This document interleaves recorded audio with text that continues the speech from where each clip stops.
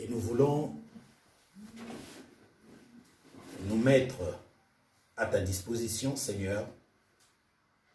Accorde-nous ta divine bénédiction. Que la parole de Dieu produise des signes, des guérisons, des miracles, des prodiges dans la vie des fils et des filles de Dieu. Que ton enseignement de ce matin, reposant sur la Bible, soit une bénédiction divine pour le cœur de celui et de celle qui croient en Jésus-Christ.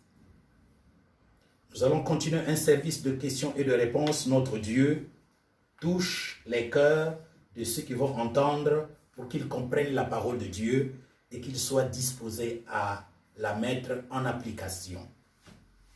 Seigneur, que cette parole touche les cœurs de mon frère, de ma sœur, qui est ici, présent. Que l'évangile se répande au travers de ceux qui vont suivre en direct et en différé au Canada auprès de notre frère James Sagesse et notre sœur Imani qui sont bien arrivés et qui nous ont mis au courant qu'ils sont bien rentrés, auprès de notre frère Kevin en Guyane et la sœur Esther et les autres, à Brazzaville, là où je salue en bénissant les anciens qui conduisent l'église, la sœur Joséphine, ma collaboratrice, et le peuple de Dieu qui ne cesse de mentionner les prières nuit et jour pour que le ministère du rétablissement de toutes choses aille de l'avant.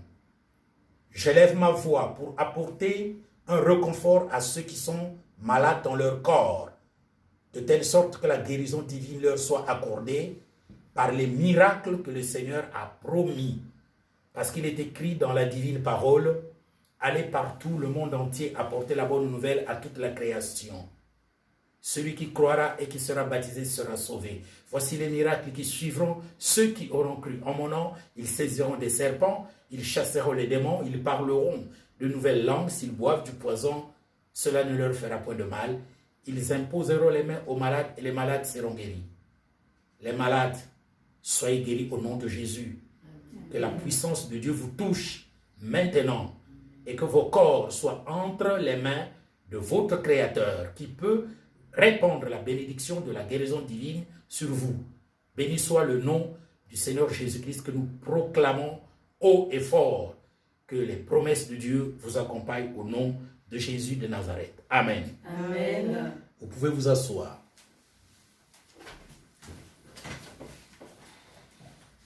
Nous continuons toujours notre service de questions et de réponses. Et donc le service de questions et de réponses est une manière correcte d'apporter l'évangile. C'est aussi une manière authentique de se soumettre à la manière dont le peuple de Dieu a marché au 1er siècle, la référence pour toute église. Donc, je vais prendre les questions des uns et des autres. Que Dieu vous bénisse et vous donne le courage d'apporter quelque chose dans ce service en posant vos questions et le Saint-Esprit va nous apporter les réponses au travers de l'évangile et de la prédication. Je voudrais prendre la première des questions. Et frère, s'il y a des questions qui me sont posées, n'oublie pas de me le signaler. Parce que les gens peuvent poser des questions depuis l'extérieur. La première question, frère, c'est, je lisais Matthieu 25, du premier verset au dernier verset, et j'ai constaté qu'il y a 3 paraboles. Est-ce que c'est un découpage? Parce que j'ai l'impression, c'est un découpage du temps depuis Jésus jusqu'à la fin du dernier sauvé du millénium. Est-ce que j'ai bien vu ou pas? Dans ce cas, il faudrait que je me reporte sur Matthieu 25. 25, c'est ça. Pour voir s'il y a un découpage. Matthieu chapitre 25. Le peuple de Dieu, nous allons nous tous nous mettre sur Matthieu chapitre 25.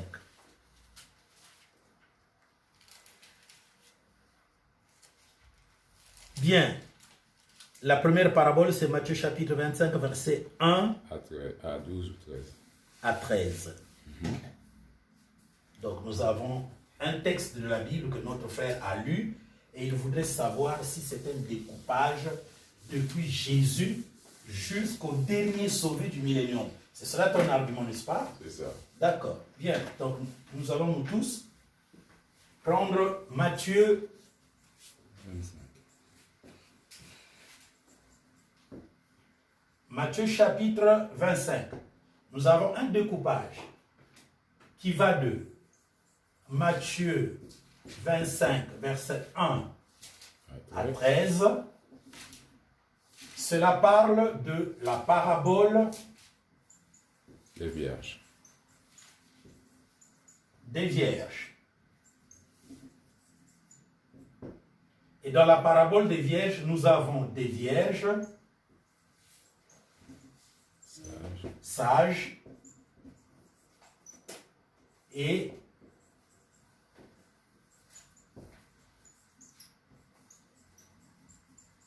des vierges folles, n'est-ce pas? Bien. Et vous savez vous-même qu'est-ce que les gens en disent, hein? Ce que vous ne savez pas, c'est qu'est-ce que le ministère du rétablissement de toutes choses en dit. Et certainement, qu'est-ce que Jésus en dit? Parce que ce que Jésus nous a présenté dans cette parabole, malheureusement, ce n'est pas ce que vous avez déjà entendu parler. Parce que je peux me résumer. Pour les églises des temps modernes, les vierges sages, c'est l'épouse. Les vierges folles, c'est l'église.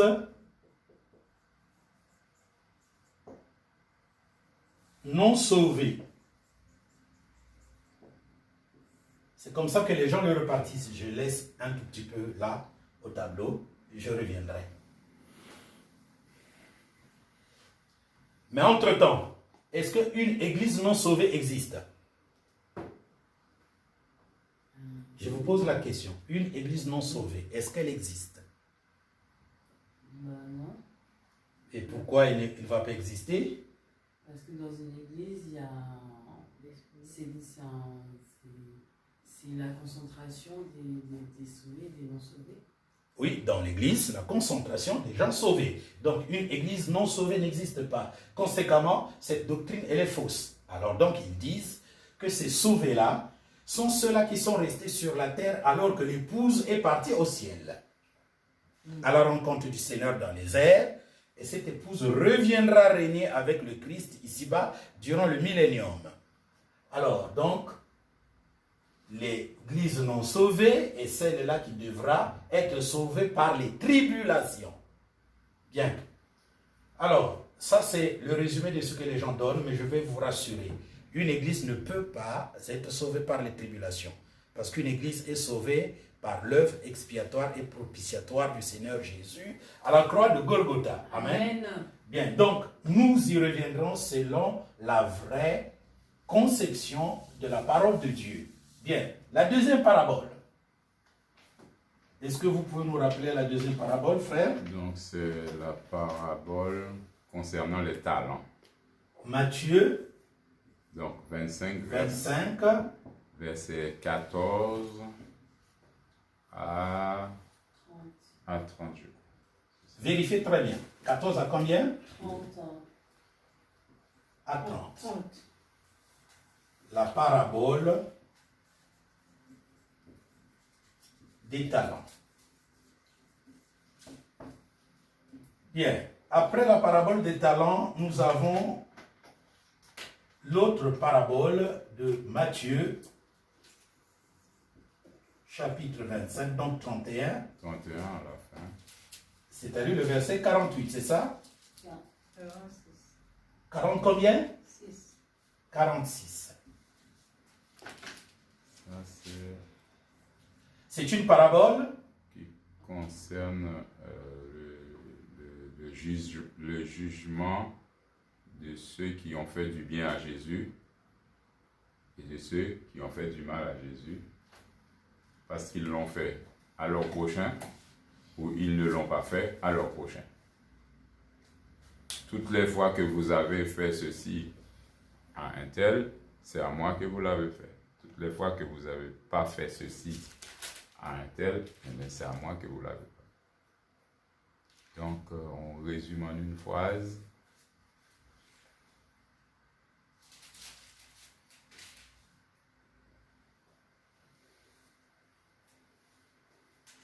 C'est la parabole du jugement éternel, je dirais.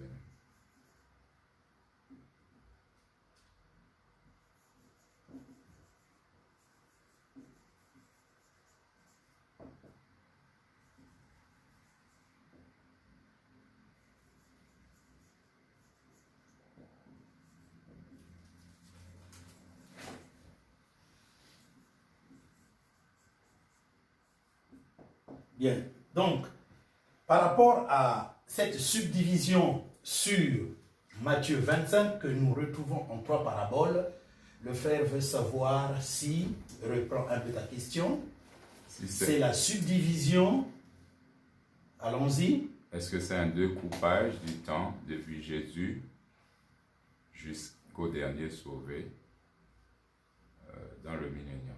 Bien. Il faudra remarquer que la parole de Dieu dans Matthieu 25, 31 à 46 ne concerne pas le millénium, déjà. D'accord. Parce que cette parole est rattachée à la parabole des talents.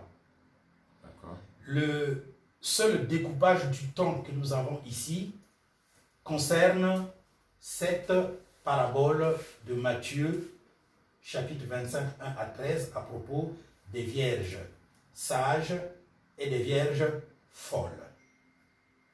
Alors, ce que je voudrais dire, c'est que ces 3 paraboles sont identiques. Ah, d'accord. Cela expose la période de l'Église, de son commencement jusqu'à la seconde venue du Seigneur Jésus-Christ. D'accord. Ceci ne parle pas du millénium. Donc, si vous voulez qu'on mette le millénium, on va le mettre juste après. Donc, ça se termine là.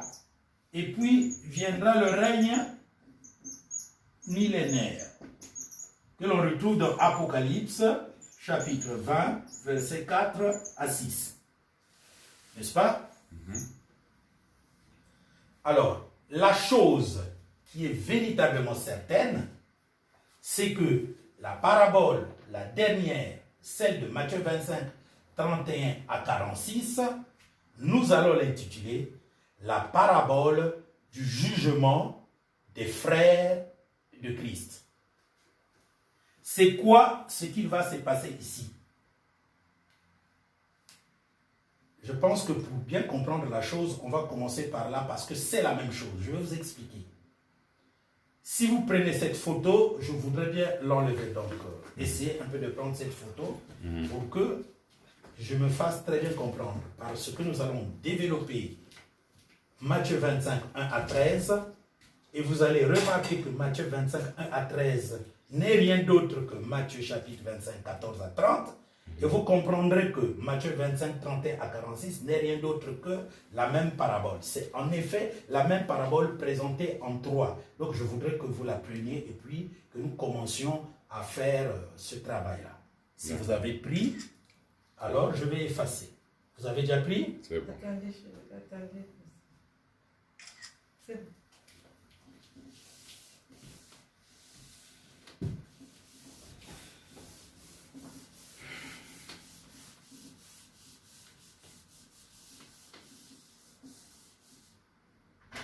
Donc, dans Matthieu 25,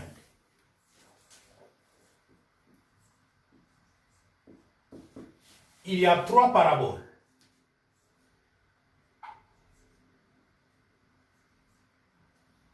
En ce qui concerne le temps, ces paraboles commencent avec l'Église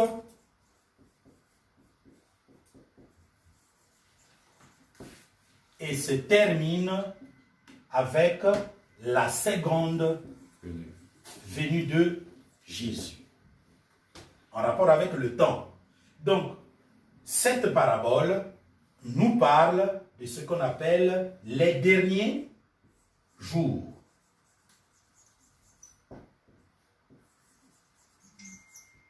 C'est quoi les derniers jours? Les derniers jours sont les 2 derniers millénaires avant le royaume Dieu.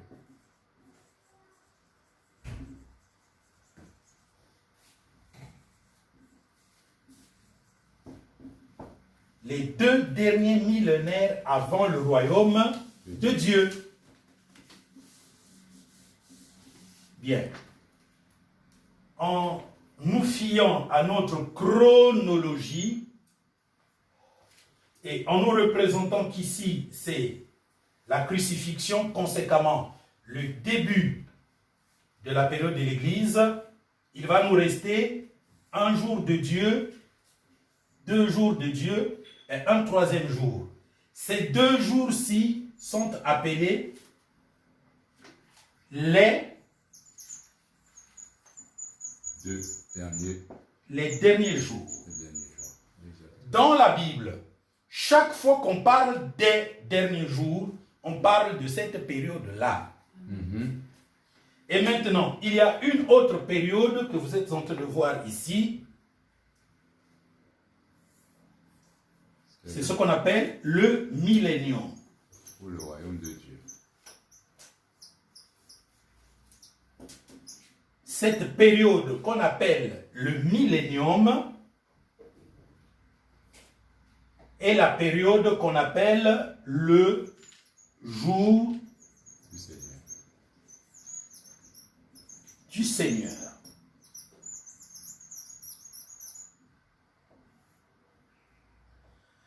Cette période qu'on appelle le jour du Seigneur dure 1000 ans.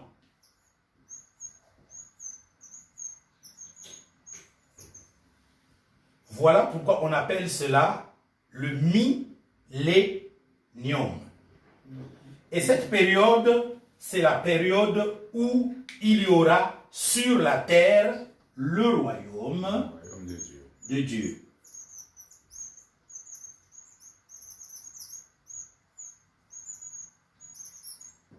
Donc, le royaume divin. Et la période qui va entre la première venue de Jésus et la seconde venue de Jésus, elle est appelée la période de l'Église.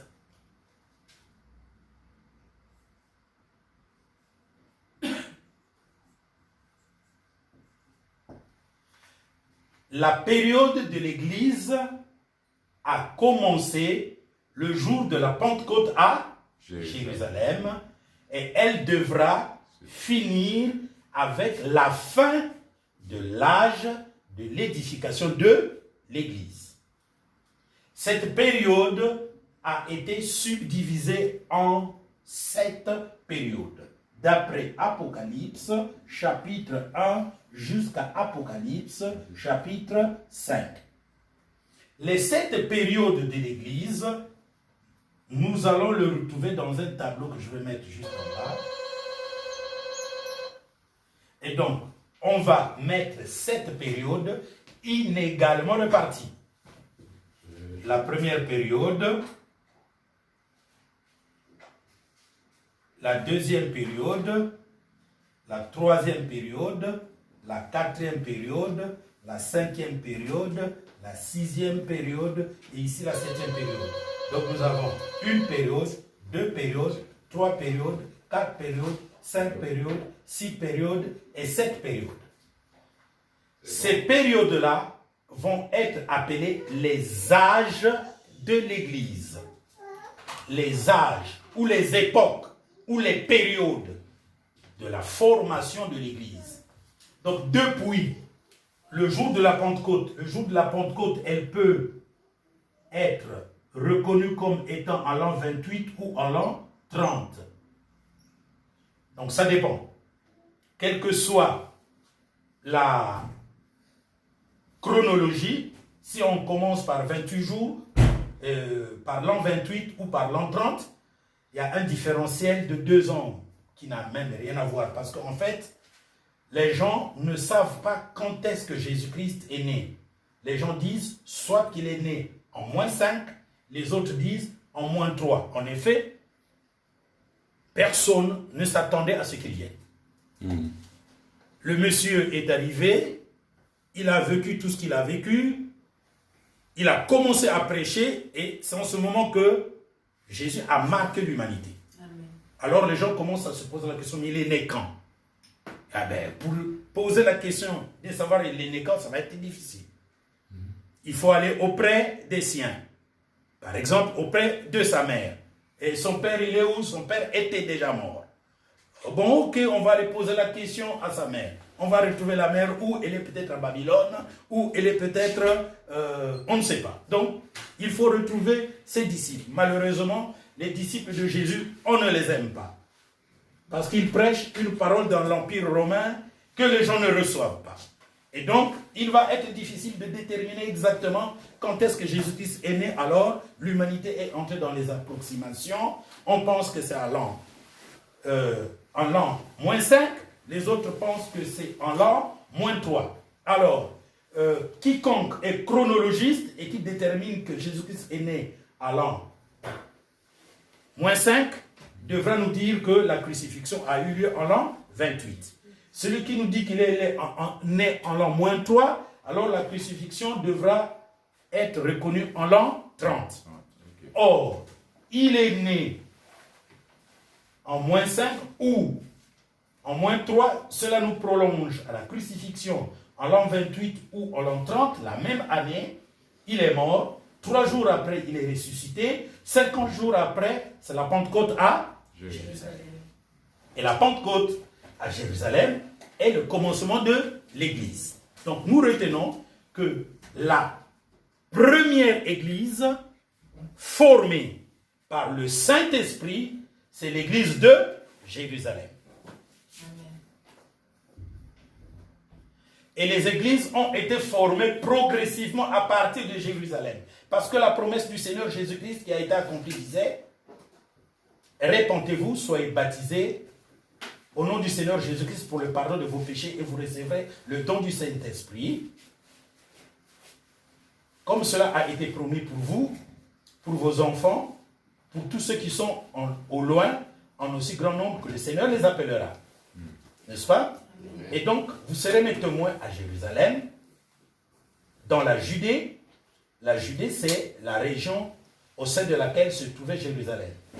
Dans la Samarie, c'est la région voisine de la Judée. Et jusqu'aux extrémités de la terre, c'est-à-dire partout au 1er siècle, et cela continue dans le temps jusqu'à aujourd'hui. Donc, l'Église étant née en l'an 28 ou en l'an 30, devait avoir cette période qu'on appelle les âges de l'Église. Et pour savoir qu'il est question des âges de l'Église, cela est mentionné dans Apocalypse chapitre 2 et Apocalypse chapitre 3. Pour composer cette Église, le Seigneur a utilisé 7 anges. L'ange de l'Église d'Éphèse, l'ange de l'Église de Smyrne, l'ange de l'Église de Pergame, l'ange de l'église de Thyatire, l'ange de l'église de Sardes, l'ange de l'église de Philadelphie et l'ange de l'église de Laodicée. Donc, en revenant sur notre tableau, la première période ou le premier âge de l'église va être appelé l'âge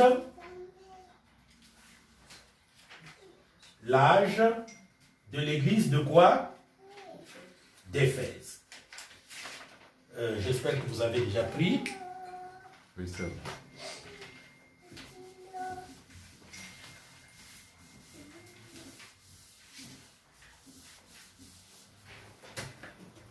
La deuxième période va appeler l'âge de l'église de Smyrne. La troisième période, c'est l'âge de l'église de Pergame. La quatrième période, c'est l'âge de l'église de Thyatire. La cinquième période, l'âge de l'église de Sardes.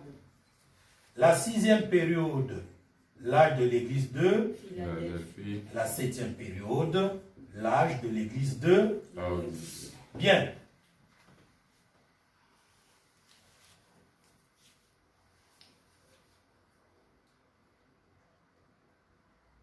Si vous avez pris, prenez la photo et essayez de vous représenter la chose parce que nous allons partir pour l'explication de Matthieu 25. Ok. Bien. Alors, écoutez-moi très bien. Dans Matthieu, chapitre 25, 1 à 13, nous avons deux sortes de vierges.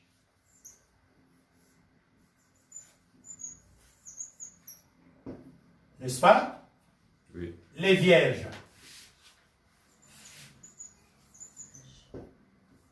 sages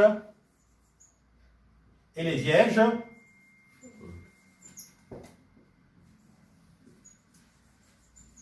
folles. Alors, dans Matthieu 25, 1 à 3, il est dit que les vierges sages et les vierges folles étaient toutes au nombre de 10. Qu'il y avait 5 vierges sages et 5 vierges folles. Et qu'à un moment donné où ces vierges attendaient la venue de l'époux, elles se sont toutes assoupies. Et pendant qu'elles se sont toutes assoupies, donc elles se sont endormies. Donc, j'ai gardé, n'est-ce pas, cette représentation pour attirer votre attention sur un fait. Celui-ci. À quelle étape de cette chronologie Matthieu 25, 1 à 13 se réalise-t-il? À quelle étape de cette chronologie qui commence à l'an 28 jusqu'à la fin de l'âge de l'Église, Matthieu 25, 1 à 13 se réalise-t-il? Pendant que je vous explique ces choses, s'il y a une question, vous pouvez la poser de compréhension. D'accord. Mais Je vous ai dit que de l'an 28 ou 30 à la fin de l'âge de l'Église, c'est une progression pour l'Église à travers le monde et aussi dans le temps. Alors, Jésus nous présente Matthieu chapitre 25, versets 1 à 13, où 5 vierges sages et 5 vierges folles étaient en train d'attendre la venue de l'époux. À un moment donné, elles se sont toutes assoupies. Et s'étant assoupies, qu'est-ce qui va arriver? Ils vont entendre une voix qui va dire « Voici l'époux ». Vous êtes des vierges. c'est ça. Vous vous êtes préparés Oui. pour rencontrer l'époux. Oui. L'époux, c'est Jésus-Christ. Oui. Donc l'épouse, c'est qui? C'est l'Église. Enfin, Non, c'est les les parfaits. Les parfaits de l'Église. C'est les vierges. L'époux, c'est Jésus-Christ. Oui, oui. L'épouse, c'est qui? Les vierges. Les vierges. Dans le Nous avons une parabole que je vais peut-être lire pour ceux qui viennent d'arriver. Matthieu 25. Matthieu 25, versets 1 à 13. Nous avons une problématique qui a été posée. Un frère a lu Matthieu chapitre 25, où il y a 3 paraboles. Et le frère a pensé que c'est la subdivision du temps depuis le commencement de l'Église jusqu'au dernier sauvé du millénium. On a mis les 3 paraboles au tableau et on a enlevé la conception comme quoi c'est une chronologie depuis le commencement de l'Église jusqu'au dernier sauvé du millénium. Parce que le dernier sauvé du millénium, on le retrouve ici à la fin de peut-être l'an 3065.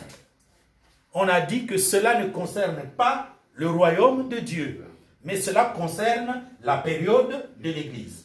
La période de l'Église a commencé soit en l'an 38, soit en l'an 30, et devra se terminer quelque part ici. Quand la période de l'Église se terminera, alors Jésus-Christ devra revenir sur la terre. Et quand Jésus-Christ reviendra sur la terre, c'est en ce moment-là que commencera le royaume de Dieu. Parce que fort heureusement, la fois dernière, une question m'a été posée sur le royaume de Dieu. Je vous ai dit que le royaume de Dieu, c'est quand Jésus-Christ règne sur la terre. Parce que d'après Luc chapitre 17, n'est-ce pas, on a compris que les pharisiens avaient posé une question à Jésus, disant, quand est-ce que viendra le royaume de Dieu? Jésus a dit, le royaume de Dieu ne vient pas de manière à frapper les yeux. On ne dira pas, il est là, il est de l'autre côté. Car voici, voyez ici. Voici veut dire, voyez ici. Car voyez ici, le royaume de Dieu est au milieu de vous. Donc Jésus était en train de dire que dans la période où il enseignait la parole de Dieu, le royaume de Dieu était avec vous, les Juifs. Il était aussi avec vous, les Samaritains. Parce que Jésus a aussi visité les Samaritains. Il a passé 2 jours chez les Samaritains. Pas seulement 2 jours chez les Samaritains, mais Jésus a aussi passé une journée encore en dehors de la circonscription israélite. Là où il a rencontré une Syro-Phénicienne. Donc 3 jours, Jésus a été en dehors d'Israël. Voilà pourquoi je comptabilise ces 3 jours en disant le royaume est avec vous. Donc le royaume de Dieu, c'est quand Jésus règne sur la terre. Est-ce que je me fais comprendre? Donc ça va de pair avec Emmanuel. C'est-à-dire Dieu avec vous. Oui, ça va de pair. Mais ça ne va pas de pair avec Emmanuel, Dieu avec vous. D'accord. Parce que Emmanuel, Dieu avec vous, n'a pas été avec nous par Jésus. Il a toujours été avec nous. Sauf dans la période de l'Église. D'accord. Est-ce que nous sommes d'accord? Dans le jardin d'Éden, est-ce que Emmanuel était là? Oui. Il s'appelait comment? L'arbre de vie. Donc, il était avec nos parents originaux. À Canaan, est-ce que Emmanuel était là? Oui. En tant que Melchisédek. Emmanuel était avec Moïse, avec Abraham, avec Isaac, avec Jacob. Emmanuel s'est même battu avec Jacob. et il a frappé à l'emboîture de la jambe parce que Jacob se débattait très bien. Et la Bible dit, tu as combattu contre les hommes, tu as combattu contre Dieu et tu as été trouvé vainqueur. D'accord. Donc Emmanuel a toujours été avec nous. Dieu avec nous a toujours été avec nous. Ok. Bien. Quand l'ange dit, on lui donnera le nom d'Emmanuel, c'est pas l'ange Gabriel qui l'annonce en premier. Par exemple, Ok. Ésaïe l'annonce. Parce que l'ange Gabriel a annoncé selon la prophétie d'Ésaïe. C'est pourquoi ce n'est pas en rapport avec Emmanuel. D'accord. Le fait est que Jésus a dit, voici, le royaume de Dieu est avec vous. Le royaume de Dieu est au milieu de vous. Comme il parlait avec les Juifs avaient de la connaissance de l'Ancien Testament. Donc vous aussi, quand vous posez les questions, soyez comme ces Juifs qui ont la connaissance de l'Ancien Testament. Ainsi, les réponses que Jésus-Christ va apporter à des Juifs qui ont la connaissance de l'Ancien Testament vont être bien comprises par vous si vous-même, vous avez déjà lu l'Ancien Testament. Très bien. Le plus souvent, aujourd'hui, il y a la fausse parole de Dieu parce que ceux qui parlent de Dieu n'ont pas une bonne connaissance de l'Ancien Testament. Ils peuvent nous citer les textes où Jésus parle avec Israël, mais comme eux-mêmes ne peuvent pas se mettre à la place d'Israël, devant qui Jésus parlait, ils vont avoir une fausse interprétation de la chose. Une confusion. Une confusion. Donc, Emmanuel, non, cela n'a rien à voir avec Emmanuel, parce que Emmanuel a toujours été. Mais là, Jésus leur disait, voici. Quand on dit voici, ça veut dire voyez maintenant. Vous me parlez du royaume de Dieu? Oui, je vais vous donner un exemple. Là, il est là. Moi, que vous questionnez. Et vous, c'est cela qu'on appelle le royaume de Dieu. Conséquence,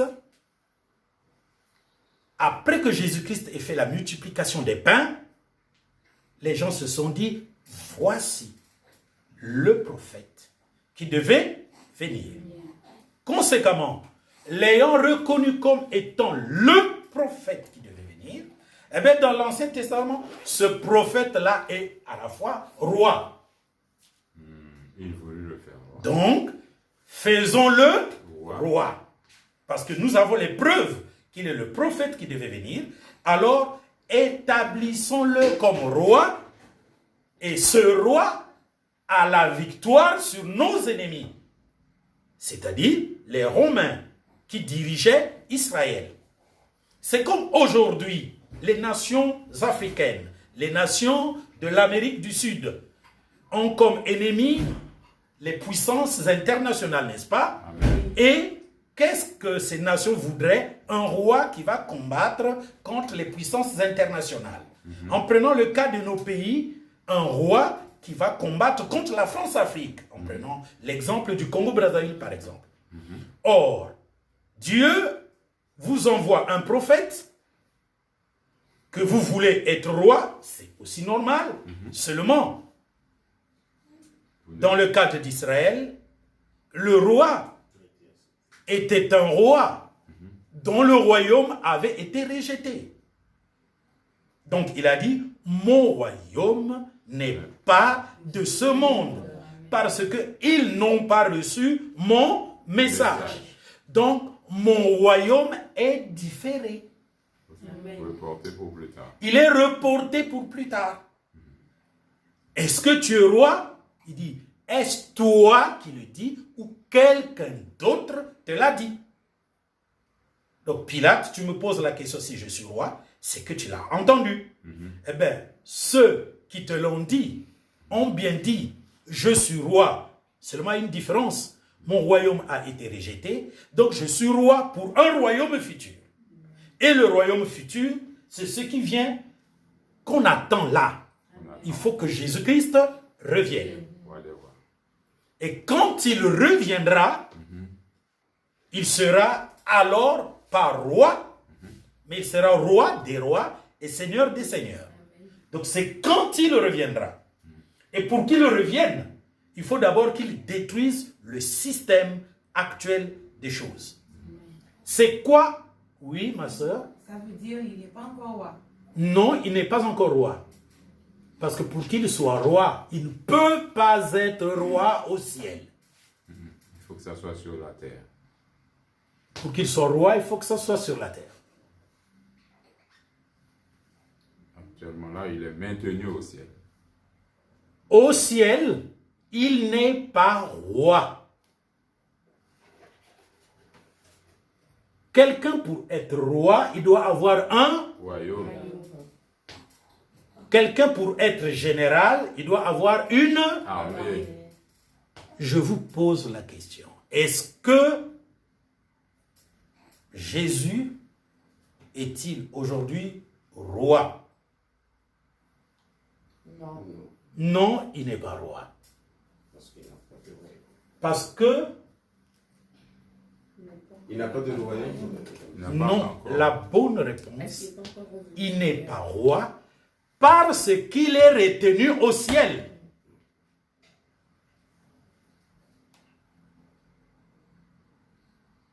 Nous sommes d'accord. Amen.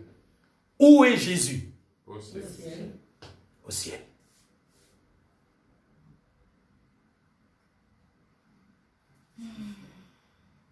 Comment? Et que fait-il au ciel? Oh, ma sœur. Que fait-il au ciel? Oui, mais là, c'est une bonne question. Une bonne question. C'est une très bonne question. Jésus est au ciel en train de créer le nouvel univers. Amen. La fois dernière, je vous ai rappelé qu'il y a combien de cieux? Trois cieux. Toi, Dieu. Donc, les gens qui disent qu'il y en a 5 disent faux. Les gens qui disent qu'il y a 7 cieux disent aussi faux. Parce qu'il y a 3 cieux. Le premier ciel, le deuxième ciel et le troisième ciel. Ça, c'est d'après la Bible. Il n'y a pas quelqu'un à qui Jésus est venu expressément dire non, écoute, il y a 5 ciels. Ça n'existait pas. Ou il y a 7 ciels. Ça n'existait pas. Ne mettez pas votre réflexion pour dire, mais pourquoi moi, je pense qu'il y a 5 ciels à cause des 5 doigts de la main, comme la personne qui te l'a dit. Où est le rapport entre les 5 doigts de la main et le fait qu'il y ait? Si c'est sur le rapport des 5 doigts de la main, mais pourquoi il n'y aurait pas 10? Parce qu'on a 10 doigts, non? Sans compter les orteils. Sans compter les orteils. Et de ceux qui en ont même 6. Il y a même des gens qui ont 6 orteils et 6 doigts.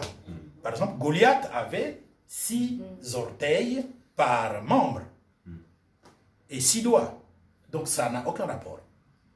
Il y a combien de ciels? Nous devons trouver la réponse dans la Bible. Dans la Bible, amen. Maintenant, les autres réponses ne nous appartiennent pas. À nous, peuple de Dieu. Parce que le problème, c'est là. Si quelqu'un, pour moi, vient nous apporter notre révélation, tant que Dieu n'a pas dit la même chose aux premiers qui sont venus, je ne vais pas recevoir cette révélation. Parce que la révélation n'est rien d'autre que l'explication de la parole prophétique. C'est quoi la parole prophétique? C'est la parole prophétisée comme figurant le plan de Dieu. Un plan de Dieu qui a 3 étapes toujours. Le passé, le présent et le futur. Donc, quand les gens ont compris que Jésus était roi, ils ont voulu le faire roi. Et cela est important que nous trouvons le texte de Jean chapitre 5 qui en parle. On en a parlé la fois dernière, n'est-ce pas? Ah oui, on en a parlé. Et y a-t-il quelqu'un qui a retenu le texte de la Bible où on a voulu faire de Jésus roi et Jésus s'est esquivé? C'est Luc 13. Je crois, non? Non, ne parlez pas en imaginant les choses. C'est quel texte? Jean 18, non? Jean 16. Donc, vous n'avez pas retenu le texte. Jean 6, verset 15. Jean? Jean 6, verset 15. Voilà. Parce que c'est un fait d'une importance capitale. On a parlé de Jésus roi. Les textes de la Bible doivent vous marquer. C'est Jean 6, verset 15. Et Jésus, sachant qu'ils allaient venir l'enlever pour le faire roi, se retira de nouveau sur la montagne, lui seul.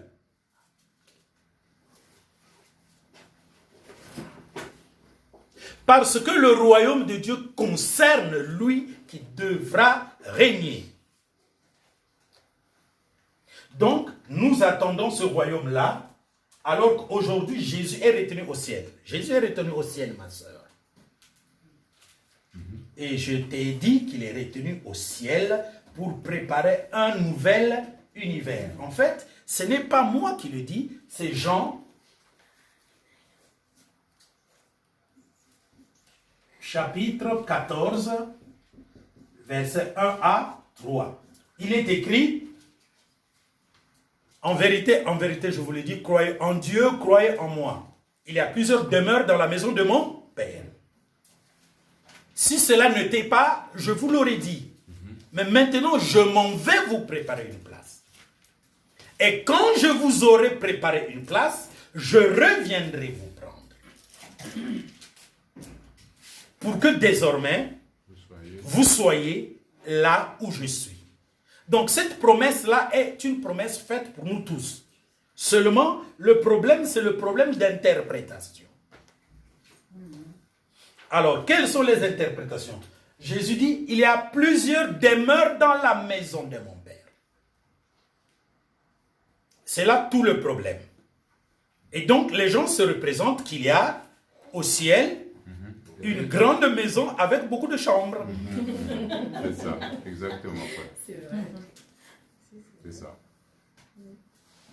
Il a dit, il y a plusieurs demeures dans la maison de mon Père.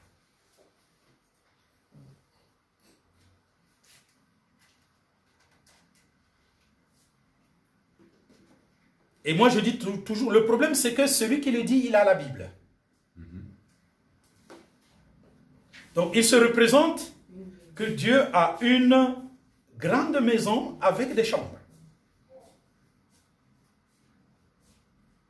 N'est-ce pas?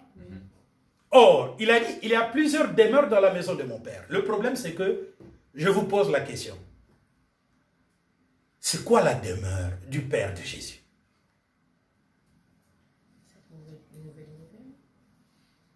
La demeure du Père de Jésus. Oui.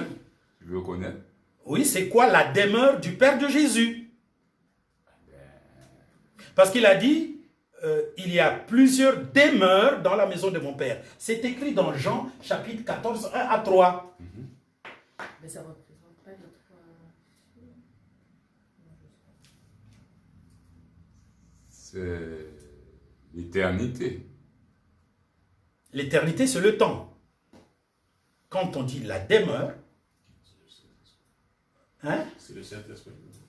La demeure, c'est une maison. Je vous dis que... Ciel, là. Hein? Les nouveaux cieux, la nouvelle terre. Les nouveaux cieux et la nouvelle terre.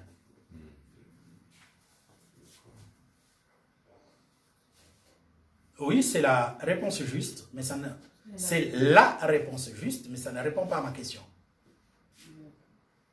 C'est la réponse juste, parce que vous l'avez entendu, mais Donc, vous comprenez. Il y a quelque chose que vous ne comprenez pas, voilà pourquoi je vous dis. il y a deux demeures, en fait. Et voilà, donc vous ne comprenez pas jusque-là. C'est normal que je pose cette question. La réponse que tu as donnée, elle est vraie. Mais elle est fausse. Elle est vraie. Parce que je vous ai dit qu'il est allé préparer un nouvel univers. Voilà. Ça, c'est une réponse vraie. Mais dans votre réponse, vous ne répondez pas à ma question. Vous ne répondez pas à ma question parce que vous avez donné cette réponse parce que je vous l'ai dit. Et comme je vous l'ai dit, c'est une réponse vraie. Mais vous n'avez pas compris vous-même la réponse. Parce que quand je vous pose la question, dites-moi, c'est quoi la demeure de mon Père? Parce que les gens disent qu'au ciel, il y a une maison avec plusieurs chambres. N'est-ce pas? Je vous dis, c'est faux. Donc, je viens de dire, donc c'est l'ancien univers dans lequel nous sommes et le nouveau univers qui est en train de... Non, la demeure, tu viens de trouver, c'est l'ancien univers. Ok, D'accord? d'accord. Donc, il ne peut pas y avoir au ciel une maison avec plusieurs chambres. C'est faux. Parce qu'on parle de quoi? Il y a plusieurs demeures dans la maison de mon Père. Je pose la question. C'est quoi la maison du Père de Jésus? La réponse, c'est l'univers. Maintenant, justifiez votre réponse. Parce que jusque-là, vous ne comprenez encore rien. Pourquoi cet univers-ci est la maison du Père de Jésus? Pourquoi c'est Hein? Parce que c'est lui qui l'a créé. Pourquoi c'est ici? C'est son... Non, c'est sa création, ça ne justifie pas que c'est sa maison. Parce que la Bible dit l'Esprit de l'Éternel Remplit l'univers. L'Esprit de l'Éternel, c'est le Père de Jésus. Donc, sa maison, c'est l'univers qu'il remplit. C'est ça la bonne réponse. Toute autre réponse qu'un prédicateur vous dira est fausse. Parce que dans la pensée de Jésus, c'est cela. Et ayant quitté la terre, conséquemment, il a dit, il y a plusieurs demeures dans la maison de mon Père. S'il n'en était pas ainsi, je vous l'aurais dit. Mais maintenant, je m'en vais vous préparer une place. Or, déjà, cet univers est la maison de son Père. Comment peut-il aller préparer une place quelque part dans cet univers, alors que cet univers est déjà fait? C'est pourquoi nous savons qu'il est allé préparer une autre demeure, un autre univers. Amen, amen, amen. Amen. Oui, oui. Parce que la maison de ton Père est déjà complète. Hein? La maison de son Père qu'il remplit en tant que Père. Oui. L'Esprit de Jésus, c'est le Père de... Retenez, l'Esprit de Jésus, c'est le Père de Jésus. L'Esprit de Jésus, c'est le Père de Jésus. Parce que le Père de Jésus n'est pas un Père humain. C'est très important. Je me fais comprendre. L'Esprit de Jésus est le Père de Jésus. D'accord. Très bien.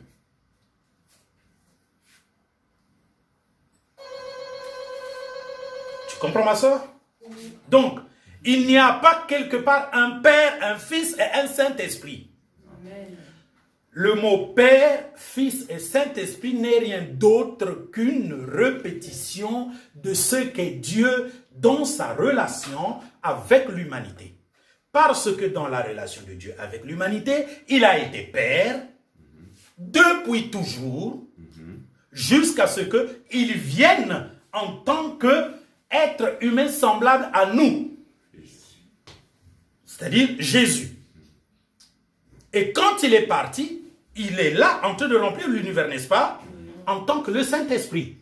Donc, vous devez vous représenter que dans l'Ancien Testament, ce n'est pas en tant que le Saint-Esprit qu'il agissait, mais en tant que Père, en tant qu'être humain qui était toujours au-dessus. N'est-ce pas? C'est ça. Voilà. Donc, c'est important de savoir ces choses. Et dans la parole de Dieu, il est écrit qu'il y a une nouvelle terre et des nouveaux cieux. Et de cette nouvelle terre et de ces nouveaux cieux sortira une ville qu'on appelle la nouvelle Jérusalem. Et cette nouvelle Jérusalem, c'est ce qu'on vous apporte comme enseignement, que c'est l'épouse de Christ. C'est-à-dire l'ensemble des êtres humains nés de nouveau et qui ont atteint la perfection, qu'on appelle l'épouse de Christ. Est-ce que vous comprenez cette parole? C'est très important. Alors, pourquoi est-ce qu'il est important de connaître ces choses? Eh bien, premièrement, parce que tellement de faussetés ont été dites sur ces choses. Et ces faussetés sont prétendument originaires de la Bible. Mais maintenant, vous êtes en train de vous rendre compte que ces faussetés ne font pas partie de la Bible. Quand je vous dis qu'il est important que vous sachiez c'est quoi le Saint-Esprit, en tant que le Père de Jésus, parce que c'est effectivement vrai. Je vais y revenir pour enlever de la tête de vous qui êtes nouvellement arrivés, et même ceux qui sont avec moi depuis le commencement. Dans le genre de mon frère, ils sont avec moi depuis le commencement. Et j'ai commencé par leur prêcher Jésus-Christ comme le Dieu créateur. Mais il y a encore parmi nous des gens qui ont des difficultés pour maîtriser le Père, le Fils et le Saint-Esprit. Pourquoi? Mais parce que avant que moi je ne naisse, avant que toi tu ne naisses, avant que mon frère ne naisse, il y avait déjà la Bible. Et cette Bible avait été autant interprétée que des religions même sont nées à partir de l'interprétation de la Bible. Je vous donne un exemple. La religion catholique, la religion protestante, la religion pentecôtiste existe. Aujourd'hui, plusieurs églises de réveil existent, mais ces églises-là ont encore une connaissance trinitaire de Dieu. Et c'est pour cela que prêcher la parole de Dieu, en effet, n'est rien d'autre que le fait de bien enseigner qui est Dieu à un être humain. Parce que si vous enseignez très bien qui est Dieu à un être humain, Dieu entrera en relation avec cet être humain et Dieu prendra le contrôle de la vie de cet être humain et Dieu fera ce qu'il veut. C'est ce que les gens oublient. Quand Dieu est en relation avec toi, lui-même, il décide de s'occuper de toi. C'est ce que la Bible nous dit. Malheureusement, il y a des enseignants, il y a des prédicateurs qui eux-mêmes n'ont pas Dieu en eux, seulement ils ont la Bible et comme ils ont fait ils ont suivi une formation linguistique, ils maîtrisent bien le français, ils peuvent expliquer le français ou l'anglais ou le latin ou l'allemand ou n'importe quelle langue, le kikongo, le bambara, le wolof. Il peut prendre une Bible en wolof et l'expliquer au wolof en leur disant que Dieu est 3 hommes en un. Eh bien, les gens qui entendent wolof, qui lisent wolof au travers de ces explications, ils vont accepter ce qu'il leur dit. Et c'est comme ça que jusqu'à aujourd'hui, cette question n'a jamais été répondue. Alors, par exemple, que pour la naissance de Jésus, les choses sont absolument claires. Je vais vous le montrer. Prenons-nous tous Matthieu chapitre 1, verset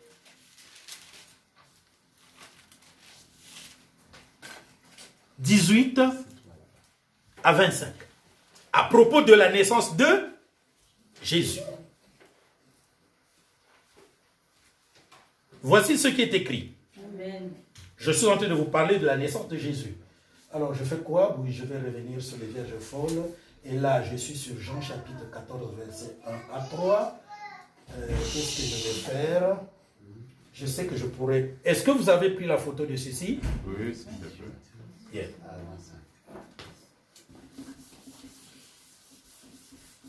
Je vais vous amener mieux à quelque chose d'une importance capitale sur la connaissance de Dieu. Parce que je vous ai dit, en effet, que s'il y a une bonne relation entre toi et Dieu, Dieu s'occupera de toi. N'est-ce pas? Aujourd'hui, Dieu ne s'occupe pas de plusieurs parmi nous, même ceux qui sont dans notre propre église. Parce qu'ils n'affermissent pas une bonne relation avec Dieu. Ma soeur, je ne te présente pas la meilleure église qui soit sur la terre. Je te présente la meilleure église qui reçoit le bon enseignement de Dieu. Est-ce que tu me comprends? La bonne église qui reçoit le bon enseignement de Dieu. Mais elle n'est pas la meilleure église qui soit. Parce qu'en effet, il ne peut jamais y avoir une meilleure église qui soit quelque part. Il y a des églises bien enseignées et des églises mal enseignées. Ça, c'est une église bien enseignée. Mais ce n'est pas la meilleure. Pourquoi? Parce que le bon enseignement que ces gens-là reçoivent, c'est lui qui doit produire un vrai enfant de Dieu ou un faux enfant de Dieu. Et il est impossible que Dieu ait pu regrouper ici les meilleurs. Ce n'est pas possible. Ici, il y a du bon grain et il y a du mauvais grain. Parce que c'est Dieu qui le fait. Une église mal enseignée, vous y retrouverez toujours du bon grain et du mauvais grain. Elle est mal enseignée. Ici, c'est une église bien enseignée. Il y a toujours du bon grain et du mauvais grain. Là-bas, c'est une église mal enseignée. Mais il y a toujours du bon grain et du mauvais grain. Donc, je vous donne les cas de figure des églises. Parce qu'en effet, le rassemblement ne crée pas les bonnes personnes. C'est Dieu qui crée les bonnes personnes. Même s'ils sont très bien enseignés. Vous voulez une preuve? Jésus-Christ est venu. C'est Dieu. C'est le Créateur. L'enseignant parfait. Est-ce que Jésus-Christ a convaincu tous les Juifs de son époque? Non. Voilà. Je me fais comprendre. Amen. Pourtant, c'est le plus grand enseignant de tous les enseignants. Le meilleur. En lui, il y avait l'Esprit Saint. Mesure. Donc le Saint-Esprit qui remplit l'univers a quitté l'univers. Quand Jésus était sur la terre, pendant 33 ans, l'univers n'était plus rempli par le Saint-Esprit. Parce que le Saint-Esprit était en lui. Car en lui habitait corporellement toute la plénitude de Dieu. Donc, on ne pouvait pas voir Jésus remplir l'univers. Non. L'Esprit est venu et il a habité pleinement en lui. C'est pourquoi, quand on a tué Jésus, l'Esprit qui était en lui est sorti. Il a dit, mon Dieu, pourquoi m'as-tu abandonné?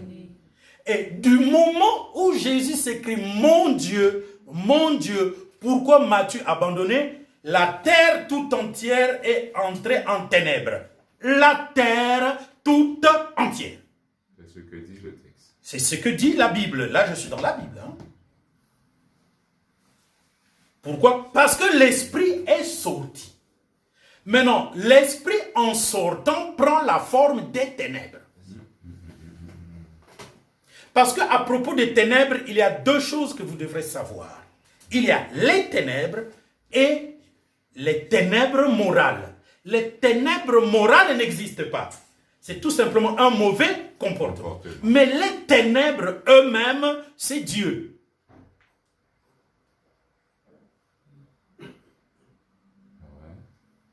Ok. Je me fais comprendre. Amen. Ne soyez pas chopés, j'ai bien clairement dit la chose. Oui. Les ténèbres. Dieu crée les ténèbres et il forme la lumière. Attention, si je ne me fais pas comprendre, vous allez dire, on a rencontré un pasteur qui ne connaît rien. Les ténèbres morales, ça n'existe pas en soi, parce que c'est le mauvais comportement d'un être humain. Mais les ténèbres, c'est Dieu lui-même. Et vous savez qui me l'a dit? C'est ce que dit la Bible. Au commencement était la parole était avec Dieu. La parole était la lumière du monde. La lumière louit dans les ténèbres. Et les ténèbres ne peuvent le.